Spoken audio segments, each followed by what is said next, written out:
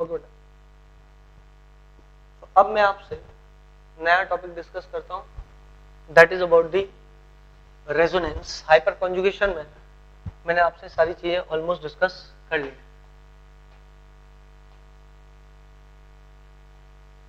Resonance,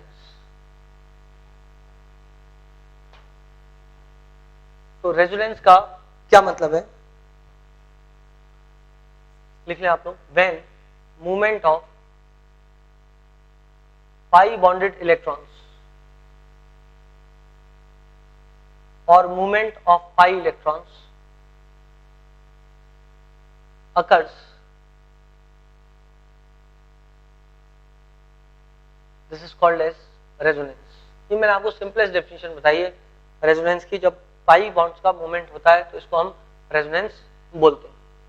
but these pi electrons will move through obviously through the pi system, या बोल दो through the P orbital, उसको हम resonance बोलेंगे। सिंपल शब्दों में रेजोनेंस का मतलब हो गया कि जब पाई इलेक्ट्रॉन्स का मूवमेंट होता है in the chain, that is called as resonance. समझे आप बात को? रेजोनेंस की कंडीशंस समझते समझते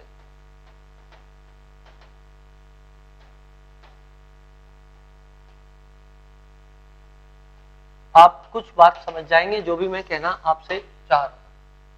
इसके बाद मैं आपको रेजोनेंस में स्ट्रक्चर्स बताऊंगा, लुईस स्ट्रक्चर्स रेजोनेंस में क्या होते हैं और हाइब्रिड स्ट्रक्चर क्या होता है, रेजोनेंस का क्या फायदा है इन जनरल, वो बात हम करेंगे। रेजोनेंस 6-7 पार्ट्स में बटा हुआ है, जैसे कि हाइपर कॉन्जुगेशन में 3-4 पार्ट में आपको पढ़ाया, ऐसे ही रेजोनेंस में आपको 6-7 पार्ट्स में पढ़ाऊंगा। एक उसमें से पहला पार्ट है कंडीशंस ऑफ रेजोनेंस, कब रेजोनेंस मिलेगा, कब रेजोनेंस नहीं मिलेगा। इसी दौरान मैं आपको एरोज लगाना सिखाऊंगा, किस तरीके से आप रेजोनेटिंग स्ट्रक्चर्स में एरोज मार्क करते हो, कौन से एरो लीगल है, कौन से एरो इलीगल है। तो कंडीशंस ऑफ रेजोनेंस में पहली कंडीशन होती है when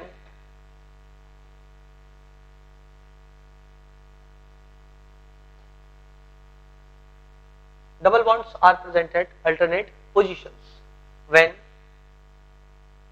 multiple bonds or double bonds, rather say double bonds are present at alternate positions। तो आप देखें यहाँ पे double bond, double bond, double, single, double, it is a condition of resonance. ये कंडीशन है रेजोनेंस की। इसको रटने से ज्यादा अच्छा ही है कि आप इसको समझने की कोशिश करें कि रेजोनेंस की ये कंडीशन है, इसका क्या फायदा है। सोचो तो पाई इलेक्ट्रॉन डेंसिटी एक ऐसी चीज है जिस पे अटैक हो सकता है, क्योंकि पाई बॉन्ड रिलेटिवली एक वीकर बॉन्ड होता है। जो पाई बॉन्ड होता है वो रिलेटिवली एक वीक बॉन्ड होता है। तो पाई बॉन्ड यदि रिलेटिवली एक वीक बॉन्ड है तो आप समझिएगा इस बात को, उस पर अटैक किसी भी इलेक्ट्रोफाइल का आसानी से हो सकता है। यदि पाई बॉन्ड एक वीक बॉन्ड है तो ऑब्वियसली उस पाई बॉन्ड पर इलेक्ट्रोफाइल का अटैक कंपैरेटिवली आसानी से हो सकता है। देयरफॉर ये पाई बॉन्ड चाहेगा कि यदि वो एक पोजीशन से दूसरी पोजीशन पे डीलोकलाइज हो जाए तो निश्चित रूप से स्ट्रक्चर की स्टेबिलिटी बढ़ जाएगी। पर जरूरी नहीं है डीलोकलाइज हो पाए, उसके सिर्फ ये सोचना कि पाई बॉन्ड मूव कर जाएगा हर स्थिति में, वो तो नहीं मूव करने वाला है। The pi bond will not move in every condition, it can only move whenever the suitable conditions are there। अब वो suitable conditions क्या हैं जिनमें पाई बॉन्ड का मूवमेंट हो सकता है। थोड़ा बहुत केमिकल बॉन्डिंग पे आपको वापस जाना पड़ेगा। यदि आप केमिकल बॉन्डिंग चैप्टर को देखें, मैं इसके बिल्कुल बेसिक फंडामेंटल कोर इश्यूज आपसे डिस्कस कर रहा हूं, तो इसमें 2 हेडिन हाइड्रोजन होने चाहिए, एक इधर और एक इधर। एक कार्बन कितने बॉन्ड बनाता है? 4। फिलहाल इस कार्बन ने 2 बॉन्ड बनाए हुए थे, तो ऑब्वियसली 2 हेडिन हाइड्रोजन हो जाते। इस पर देखो तो 1 हेडिन हाइड्रोजन होगा, क्योंकि कार्बन ऑलरेडी 3 बॉन्ड बना के बैठा है, मतलब 1 हेडिन हाइड्रोजन। इस पर देखो तो 1, और इस पर भी देखोगे तो 2 हेडिन हाइड्रोजन हो जाएंगे। यदि तुम लोग को 11th क्लास का ये पोर्शन याद हो हाइब्रिडाइजेशन वाला, तो तुमको याद होगा number of hybrid orbital is equal to number of hybrid orbitals is equal to number of sigma bond plus lone pair of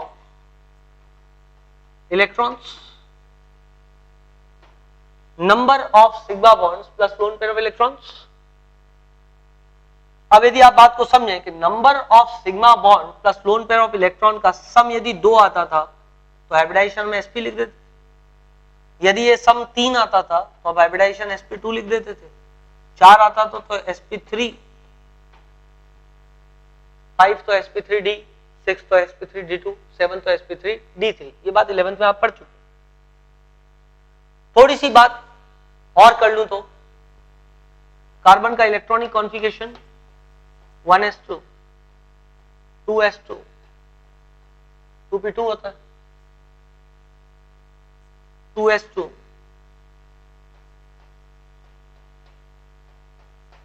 2p2। इस कार्बन को मार्क करते हैं। यदि इस कार्बन को आप देखो तो ये carbon sp3 hybridise, sorry sp2 hybridised है, क्योंकि इस पे सिग्मा बॉन्ड हो गया 1 2 3, लोन पेयर 0। लोन पेयर का मतलब क्या है?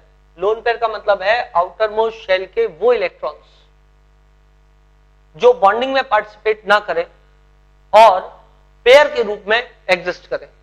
Those electrons of outermost shell of obviously central atom which does not take part in bonding remains in the form of pair। but इसमें जरूरी क्या है? इसमें जरूरी जो वर्ड है, जो जरूरी बात है वो ये है आउटर मोस्ट शेल के वो इलेक्ट्रॉन्स का जोड़ा, that pair of electron of outer most shell which does not take part in bonding is called as lone pair। अंदर वाले शेल की बात नहीं कर रहे हैं, आउटर मोस्ट शेल की बात कर रहे हैं, उसी को लोन पेयर बोलते हैं। अब देखो बेटा, कार्बन, ये वाले कार्बन की बात मैं कर रहा हूं, फिलहाल 4 बॉन्ड बना रहा है और 4 बॉन्ड बनाने के लिए 4 अनपेयर्ड इलेक्ट्रॉन होना जरूरी है।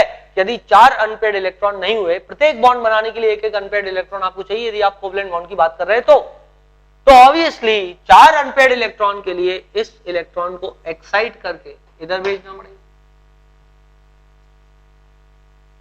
इसको यदि मैंने एक्साइट करके इधर भेज दिया तो बेटा कार्बन में कोई भी लोन पेयर तो अब बचा नहीं, क्योंकि ये रहा 2s और ये रहा 2p।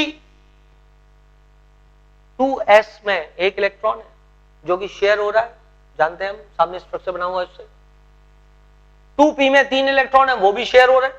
यदि आप देखें तो 4 बॉन्ड बन रहे हैं, मतलब चारों इलेक्ट्रॉन शेयर हो रहे हैं, मतलब ये चारों के चारों इलेक्ट्रॉन शेयर हो रहे हैं, 2 हाइड्रोजन के साथ और 2 कार्बन के साथ सामने, 2 हाइड्रोजन के साथ में और 2 सामने कार्बन के साथ शेयर हो रहे हैं।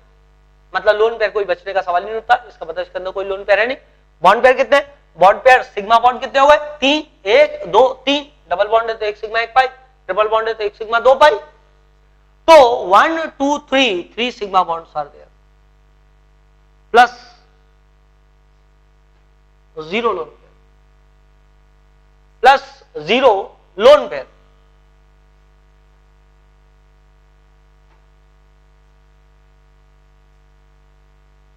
अब बेटा यदि यहां पर 3 सिग्मा बॉन्ड है और 0 लोन पेयर है तो इसका सम कितना आया? 3, मतलब sp2 हाइब्रिडाइजेशन। इधर वापस चलते हैं। यदि आप केमिकल बॉन्डिंग थोड़ा बहुत याद रखा हो आपने तो बेटा sp2 हाइब्रिडाइजेशन का मतलब एक s और 2 p हाइब्रिडाइजेशन में गए तो नए जो ऑर्बिटल बनते हैं वो कितने बनते हैं? उतने ही बनते हैं जितने हाइब्रिडाइजेशन में पार्ट लेते हैं। तो 3 ऑर्बिटल ने पार्ट लिया तो 3 नए बनेंगे, तीनों का नाम क्या हो जाएगा? sp2, sp2 और एक और sp2। और ये क्या बच गया? ये बच गया pure p orbital, pure p orbital.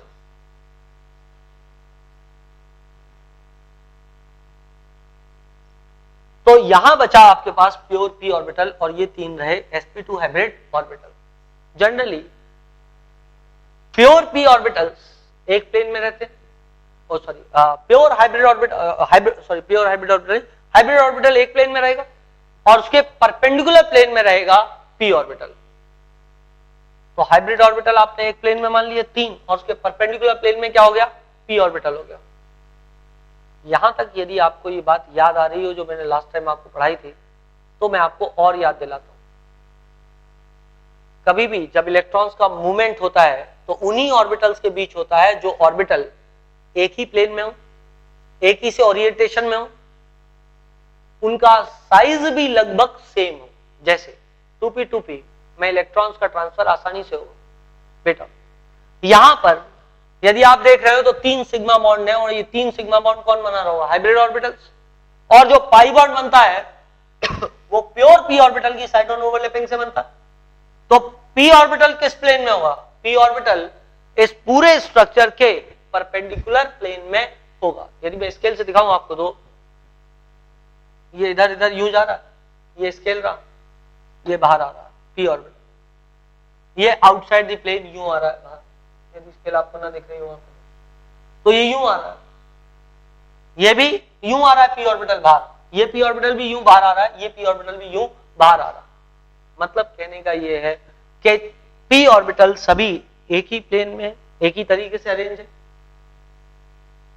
Transfer सिर्फ तब हो सकता है जब दो पी ऑर्बिटल एक ही प्लेन में हो, एक ही से ओरिएंटेशन में हो। ये नहीं हो सकता कि एक पी ऑर्बिटल इस प्लेन में है और दूसरा पी ऑर्बिटल उसके परपेंडिकुलर प्लेन में या इस प्लेन में, नहीं, ऐसा नहीं हो सकता। तब तक ट्रांसफर नहीं होगा जब तक दोनों का प्लेन एक जैसा ना हो जाए, दोनों के आकार एक जैसे ना हो जाए। ऐसा नहीं है कि 2p से 3p में ट्रांसफर नहीं होता, पर प्रॉपर ट्रांसफर नहीं होता, इम्प्रॉपर ट्रांसफर होता है। प्रॉपर ट्रांसफर के लिए दोनों का एक ही साइज होना चाहिए, तभी ओवरलैपिंग प्रॉपर होगी, और दोनों का ओरिएंटेशन एक होना चाहिए। ये नहीं हो सकता कि एक यूं है और एक यूं है और तो ट्रांसफर नहीं होगा इलेक्ट्रॉन्स का, दोनों यूं होना चाहिए। अब अभी आपने देखा हाइब्रिड ऑर्बिटल्स इस प्लेन में है तो प्योर ऑर्बिटल उसके परपेंडिकुलर प्लेन में, तो हाइब्रिड ऑर्बिटल और प्योर ऑर्बिटल के बीच में इलेक्ट्रॉन्स का ट्रांसफर नहीं हो पाएगा। नाउ इतनी थ्योरी आपने कुछ कुछ बातें समझी है कि कब ट्रांसफर हो सकता है। आपने हाइब्रिडाइजेशन भी समझ लिया, यहाँ पे sp2 है, इसका मतलब एक पी ऑर्बिटल ये हो गया, एक पी ऑर्बिटल ये हो गया, एक ये हो गया और एक ये हो गया, 4 पी ऑर्बिटल हो गए, और चारों पी ऑर्बिटल आउटवर्ड डायरेक्टेड है, यूं यूं यूं, चारों के चारों 2p है। इसका मतलब इनके बीच पाई बॉन्ड का मूवमेंट हो सकता है। मैंने क्या बोला आपको? तब तक पाई इलेक्ट्रॉन्स का मूवमेंट नहीं हो सकता जब तक कि ऑर्बिटल्स के ओरिएंटेशन एक जैसे ना हो, एक बात। दूसरी बात, जब तक उनके साइज एक जैसे ना हो। मैं वापस से रिपीट करता हूं, साइज यदि अलग हुए तो भी ट्रांसफर होगा, पर इम्प्रॉपर ट्रांसफर होगा। तीसरी बात, पूरा स्ट्रक्चर एक ही प्लेन में होना चाहिए इन पाई इलेक्ट्रॉन्स के मूव करने के लिए। बेटा ये बात मैंने आपको पहले एरोमेटिक, एंटी एरोमेटिक और नॉन एरोमेटिक पढ़ाते हुए बताई है कि जब भी अल्टरनेट पोजीशंस पे कॉन्जुगेशन की स्थिति मिल रही है, double bond, single bond, double bond, तो ये एक प्लेनर स्ट्रक्चर होगा।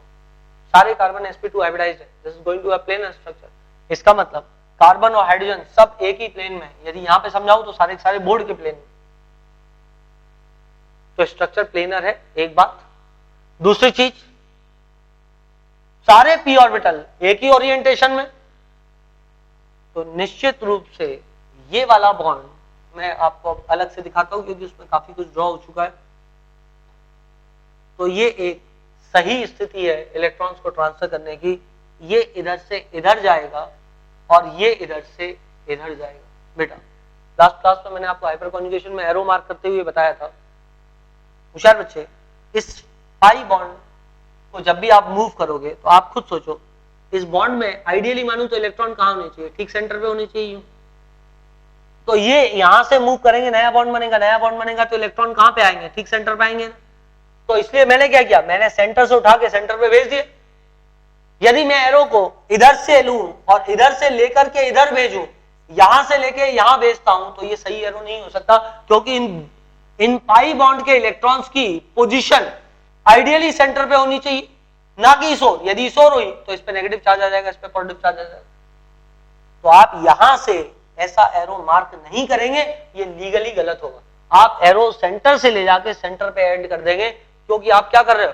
आप एक तरीके से पाई बॉन्ड का मूवमेंट करके पाई बॉन्ड ही बना रहे हैं।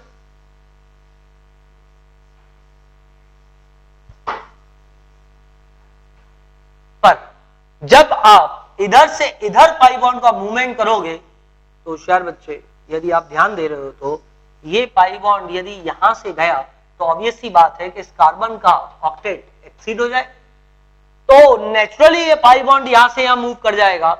और यदि यहां से यहां मूव किया तो इस p ऑर्बिटल में तो 2 इलेक्ट्रॉन आएंगे, इस p ऑर्बिटल पर एक पॉजिटिव चार्ज आ जाएगा। क्यों? क्योंकि इसका एक इलेक्ट्रॉन इधर पहुंच गया, तो इस पे एक इलेक्ट्रॉन की कमी हुई है, तो पॉजिटिव चार्ज इस पे आएगा।